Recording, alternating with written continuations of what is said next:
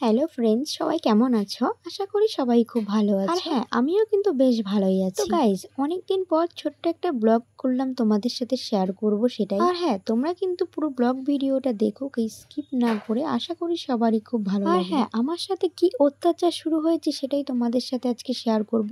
হায় ভগবান, আমি কি অত্যাচার না সারাদিন সহ্য করি। আর হ্যাঁ ফ্রেন্ডস, তোমরা হয়তো দেখেই বুঝতে পেরেছো যে কি অত্যাচারের কথা বলছি। আর হ্যাঁ, তোমরা হয়তো দেখে বুঝতেই পারছো যে সারাদিন আমাকে কি অত্যাচার নাই সহ্য করতে হয়। হয়তো তোমাদেরকে আর ভাঙিয়ে বলতে হবে না, তোমরা হয়তো দেখে বুঝতেই পেরে গেছো। হ্যাঁ, এখন তো ও পুরোপুরি বসা শিখে গেছে আর একটু একটু করে এদিকে ওদিকে যাওয়াও শিখে গেলে। আমার কিন্তু বড় হয়ে গেছে। সত্যি কথা বলতে, ও কিন্তু দাঁড়ানোর চেষ্টা করে আর সেই জন্যই বারবার পড়ে যায়। আর দেখো, ও যেটা চাইবে আমাকে সেটাই দিতে হবে, না হলে পরেই ব্যাস শুরু, কান্নাকাটি শুরু হয়ে যাবে। হ্যাঁ, সত্যি কথা বলতে আমাদের ঘরে যত বালিশ আছে সব কটা বালিশ কিন্তু বের করে দিতে হয়। 10খানা বালিশ বের করি শুধুমাত্র ওর জন্য। তাও ছেলে আমার পড়ে যায়, কি করব বলো। আর হ্যাঁ, আমার ছেলে যে এত দুষ্টু হবে সেটা আমি ভাবতেই পারি। সত্যি কথা বলতে, ও সারাদিনে একটুও ঘুমায় না, সারা দিন খেলা করবে সারাটা দিন। আর সেই জন্য ওর সাথে সব সময় একটা লোক লাগবেই, যদি পড়ে যায়। হ্যাঁ, ছেলে কিন্তু বুঝতে পেরে গেছে যে আমি ভিডিও করছি, সেই জন্য কিন্তু ক্যামেরার দিকে বারবার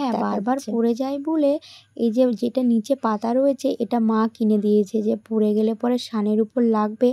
আর এটা একটু নরম টাইপের, গদি টাইপের, এটার উপর পড়ে গেলে না অতটা লাগে না, ওই জন্য এটা কিনা। আর গাইস, এবার তোমরা শুধু মজাটা দেখো। হ্যাঁ, ছেলে কিন্তু আমার পড়ে গেছে, আর পড়ে গিয়ে দেখো ওর আনন্দটা শুধু একবার দেখো। ও পড়ে গেলে এতটা আনন্দ পায়, এত খুশি হয়, কি বলবো। আমি তো এটা কোনোদিনও দেখিনি যে মানুষ পড়ে গেলেও এতটা আনন্দ করতে পারে। ওর যদি একটু ব্যথা পায় তাহলে তো কান্নাকাটি শুরু করে দেয়। সারাটা দিন ওর পেছনেই আমার সময় দিতে দিতে আমার সময় কেটে যায়, একটুও সময় পাই না। সব কাজকর্ম বন্ধ হয়ে গেছে, কোনো কাজই করতে পারি না ওকে নিয়ে। আর হ্যাঁ, একটু বসিয়ে রেখে একটু কাজ করব, এই বসিয়ে রাখবো, দেখবো আবার পাখার মধ্যে হাত দিয়ে দিচ্ছে, আবার এটা টেনে বের করছে, ওটা টেনে বের করছে, দাঁড়াতে যাবে পড়ে যাবে। আর যদি কান্না শুরু হয় তাহলে তো ব্যাস 1 ঘন্টা প্রায় কাটবে। হ্যাঁ, তোমরা যদি ফেসবুক থেকে দেখো ভিডিও তাহলে অবশ্যই কিন্তু ফলো করে দিও, আর যদি ইউটিউব থেকে দেখো তাহলে কিন্তু অবশ্যই সাবস্ক্রাইব করে এসো প্লিজ। আর হ্যাঁ, আমার কাণ্ড দেখো। কি মনে হলো যে একটা মেয়েদের জামা পরিয়ে দেখি তো আমার সোনাটাকে কেমন লাগে, তো পরিয়েছি। দেখো, ওকে এত ভালো লাগছে, দেখে বোঝাই যাচ্ছে না যে ও মেয়ে না ছেলে, পুরো কিন্তু মেয়েদের মতনই লাগছে। তোমাদের কেমন লাগছে তোমরা কিন্তু অবশ্যই জানিও। আর এদিকে দেখো বরমশাইয়ের কাণ্ড, আমার ভাইয়ের কাণ্ড। ভাই কম্বল মুড়িতে ঘুমাচ্ছে, বরমশাই ক্যাথা গায়ে দিয়ে ঘুমাচ্ছে। এইদিকে দেখো আমার মা আর আমার দিদা বারান্দায় শুয়ে আছে।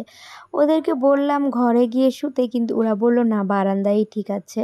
আর দেখো, একটু বৃষ্টি হয়েছে, একটু ওয়েদার ঠান্ডা, সেই জন্য ওরা কিন্তু বেশ মজায় মজায় ঘুমাচ্ছে। আর যেহেতু খুব মশা, সেই জন্য পাখাটাও চালাতে হয়েছে, নাহলে পাখা মশাই খুব কামড়াচ্ছে। আর কম্বলও গায়ে দিয়েছে। হ্যাঁ, আজকে আমার মা, দিদা, ভাই সবাই আজকে আমাদের বাড়িতে এসেছিল, কারণ বাড়িতে কেউ ছিল না, ছেলেকে একা একা রাখতে পারছিলাম না, ওই জন্য ওদেরকে আসতে বলেছিলাম। আর হ্যাঁ, আজকে রান্না বাড়া হয়েছিল, অনেক কিছুই কিন্তু মেনুতে ছিল। আর হচ্ছে মাংস রান্না হয়েছিল, মাছ রান্না হয়েছিল, বাঁধাকপি রান্না হয়েছিল, উচ্ছে ভাজি হয়েছিল, আর শাপলা ভাজা হয়েছিল। মা ছেলেকে সামলিয়েছে আর আমি কিন্তু সব রান্নাবাড়িগুলো করেছি। আর হ্যাঁ, সন্ধেবেলায় যেহেতু সবাই বাড়িতে চলে এসেছে, তাই সন্ধেবেলায় আবার সবাই চলে গেল, মা ভাই সবাই চলে গেছে। হ্যাঁ, সত্যি কথা বলতে সন্ধে থেকে আমার ছেলে একদমই জ্বালায় না, কারণ ও ঘুমিয়ে পড়ে, সন্ধেবেলায় ঘুমিয়ে পড়ে, আর ভোর 4টের সময় উঠে পড়ে, আর বিকাল 4টেই ঘুমিয়ে পড়ে। আর হ্যাঁ দেখো, কাজ না থাকলে যা হয়, ছেলেকে দোলনা বানিয়ে দিয়েছি কাপড় দিয়ে, সেই দোলনায় বসে বসে এখন একটু দোল খাচ্ছিলাম, তাই সেটার একটা ভিডিও করলাম। তো ভিডিওটা কেমন হলো অবশ্যই কিন্তু তোমরা জানিও, লাইক কমেন্ট শেয়ার করে দিও প্লিজ।